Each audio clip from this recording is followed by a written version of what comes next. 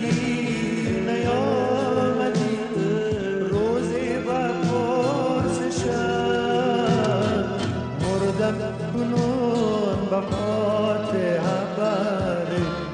خدا بیا مردم کنون و خاطر